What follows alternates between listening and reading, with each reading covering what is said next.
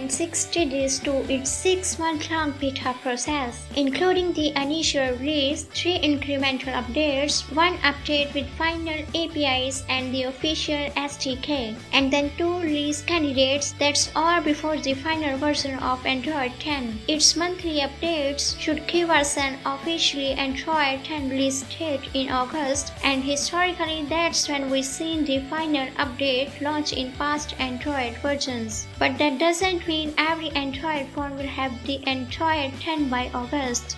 Android Q.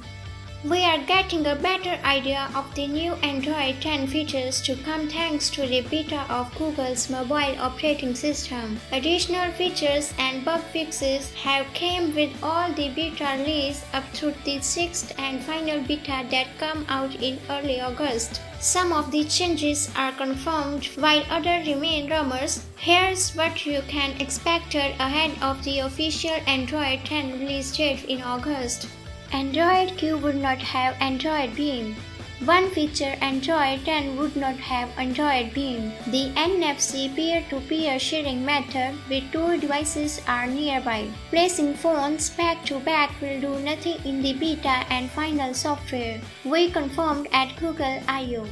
Will Google replace Android Beam with another peer-to-peer sharing method? That remains to be seen. We may have to wait until the final Android 10 release date to see it, or maybe when the Google Pixel 4 launches, expected in October.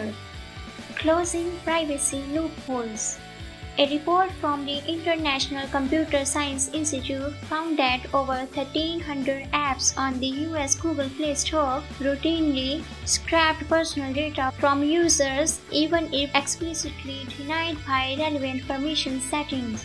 App makers have been using multiple clever workarounds to get the info they wanted. If a user set their permissions to not share location data, the app took their MAC address from routers connected to the phone. They stored the device identifying IMEI number accessed by one app and shared it with others. They even determined user locations with image metadata. Google is fixing these issues with the full release of Android 10 in August. Foldable Spot. Android 10 is preparing for foldable phones in 2019 or foldable and innovative new screens, according to the Android developers blog post. Android 10 is preparing for foldable phones in 2019 or foldable and innovative new screens, according to the Android developers blog post. The Samsung Galaxy Fold, while it was in our hands briefly, seamlessly switched between the folded and unfolded screen states. By Google natively supporting this type of UI continuity in the backend, it will likely come to more foldable phones when they launch with Android 10 on board. For developers, Android 10 Beta 2 inches a foldable emulator in Android Studio 3.5, according to Jay Bro, Google's VP of Engineering. Android Q Bubbles multitasking. You have seen the Bubbles UI before if you have used Facebook Messenger chat heads. It's an easy way to keep active conversation on screen as small floating profile pics while going about your normal task in the rest of the interface. You can trap the pic when you want to switch back to the conversation. Google is porting this idea throughout Android 10 and calling it a new way to multitask. So far, its examples are coming to Messages and Hangouts, but Google is reducing development time, interactivity consistency, and user privacy safeguards, so expect to see it in additional apps outside of Google's ecosystem. Dark Theme, the system-wide dark mode.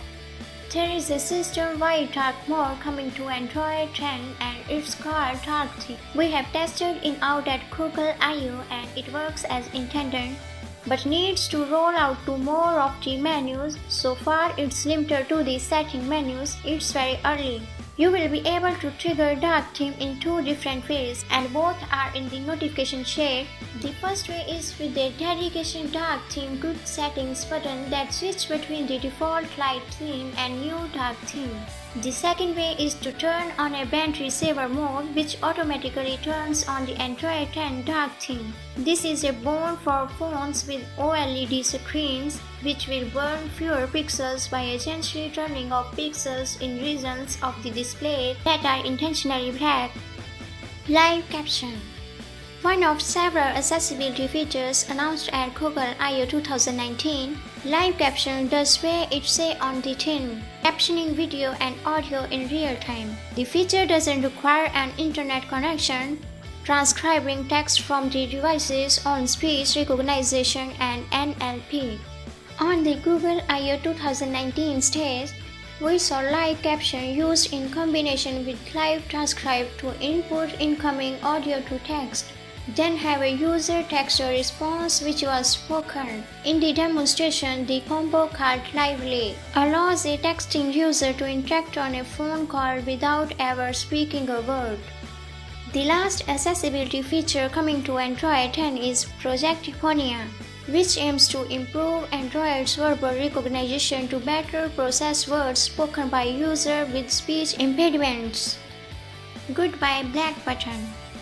While recent Android phones from different brands have tried to push their own gesture controls for years, the OS has always kept its static 3-button navigation as an option. Those days might be at the end, as that XGA preview build showed only gesture control. From the looks of it, users may only be able to use the navigation system present in the Google Pixel 3, a small wheel at the bottom of the screen that you can swipe in the cardinal directions to get around. Face ID style authentication for logins and purchase. The next version of Android might support phones packing the hardware to use facial scans for authentication. It's unclear just how it works, or if it would combine sensor reading for a comprehensive scan of facial features. So friends, I hope you learned a lot of things from this video. If you like this video, share this video and subscribe our channel. Press the bell icon. Thank you.